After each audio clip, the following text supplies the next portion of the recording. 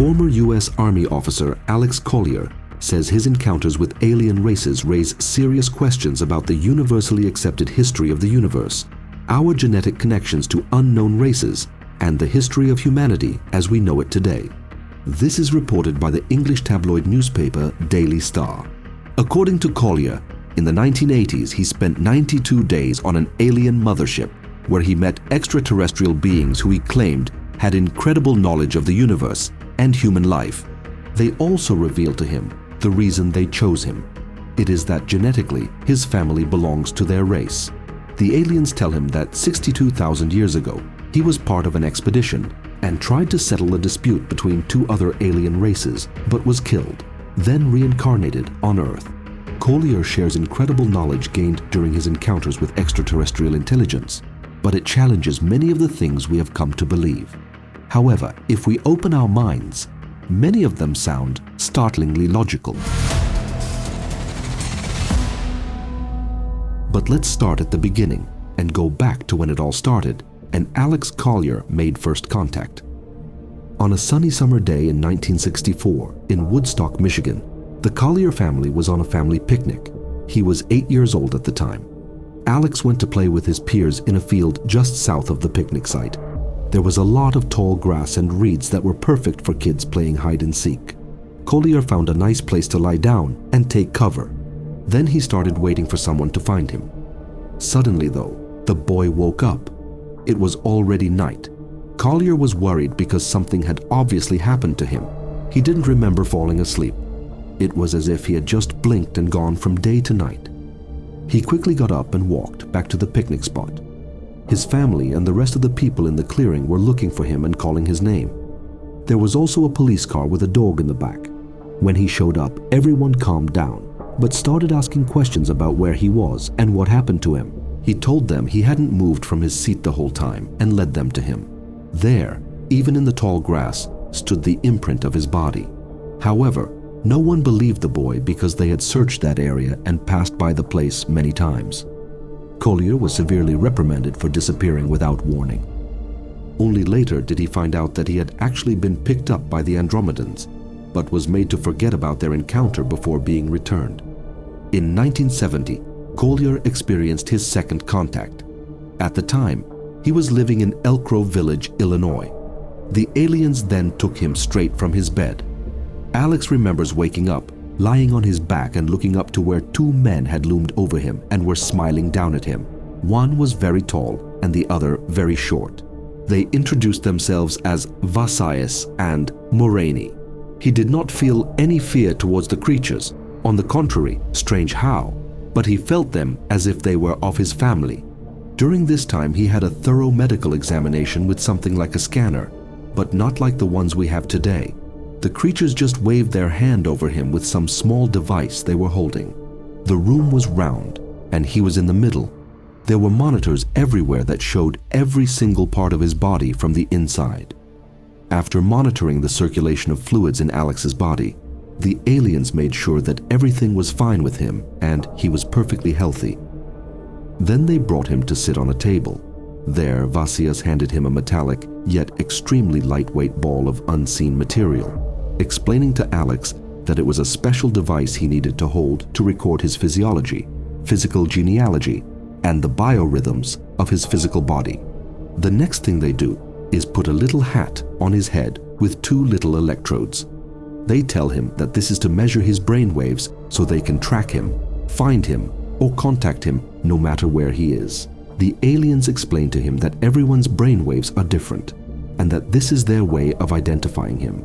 Face isn't important to them like it is to us, because there were races out there that could make an absolute copy of anyone, down to the smallest and most inconspicuous scar.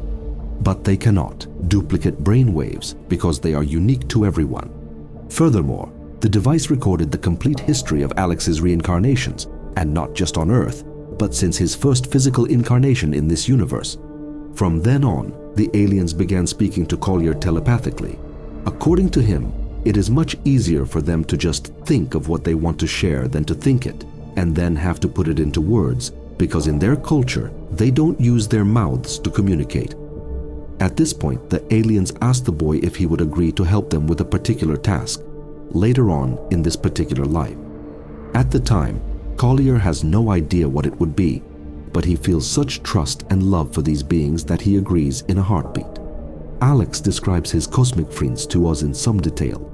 For Vasaas, he says he is about 4 feet 11 inches tall, hairless, with extremely white skin like fresh snow, and his eye color can't be pinpointed because it changes all the time depending on his mood or who he's talking to. He is incredibly wise and extremely fatherly to Collier. When Vasaas enters the room, everything changes. You can even hear a buzzing, and those within his reach start to feel suddenly full of energy. He shared with Alex that he was 4,312 Earth years old. The boy says that no matter how many ships they've been on, the crew has always treated Vasaas with special respect. Moraney, on the other hand, is visually the complete opposite of his friend. He is 8 feet tall and weighs about 600 pounds. His body is perfect. He is physically perfect. His skin is light blue. His eyes change color when he speaks or according to his mood. He is also very clever and wise. He is married and has 18 children. They live in the constellation Andromeda on a planet called Extraterrestrial.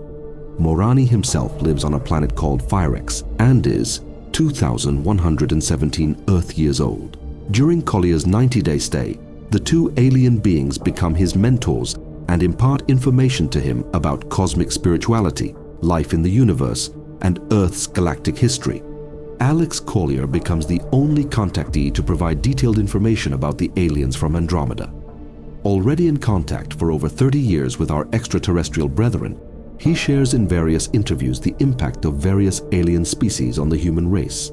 Many ufologists consider Collier credible as he tries to convey as fully as possible the information gained as a result of contact with the Andromedans.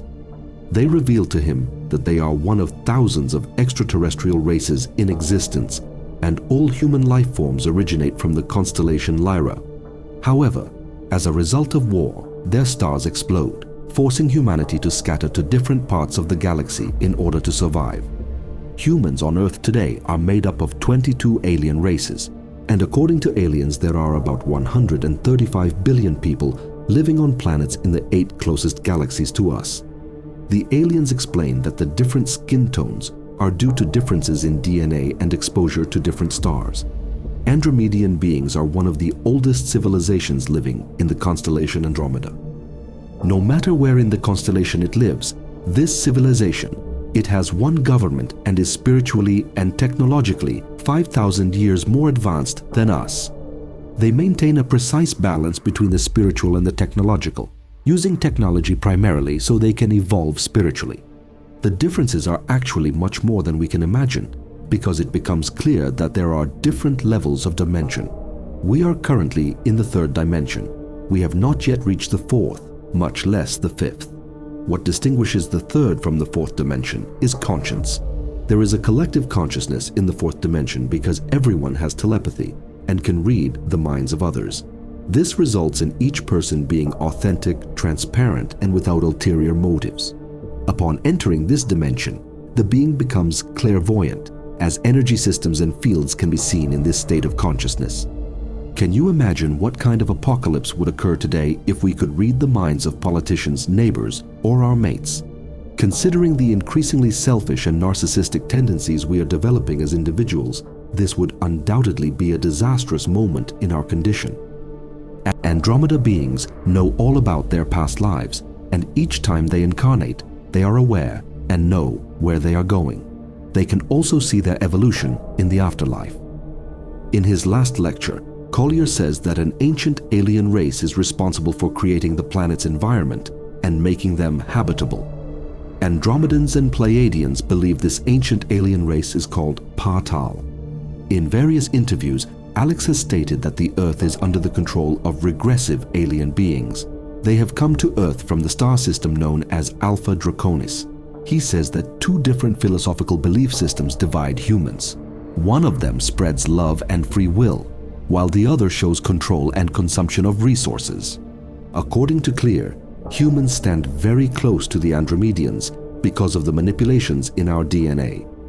The intense manipulation of Earth dates back some 5,700 years. However, The process began 14,000 years ago when aliens from Orion began manipulating our DNA structure. More and more information is beginning to speak of our potential connection with extraterrestrial beings, giving quite interesting possibilities as to the validity of these claims. Almost no astronaut has gone out into outer space who hasn't talked afterwards about the strangeness they saw there. This is exactly the story of Igor Volk, the astronaut who communicated with alien civilizations. But that story is the subject of another video you see on the screen. So to continue with it, just click the image you see on the screen.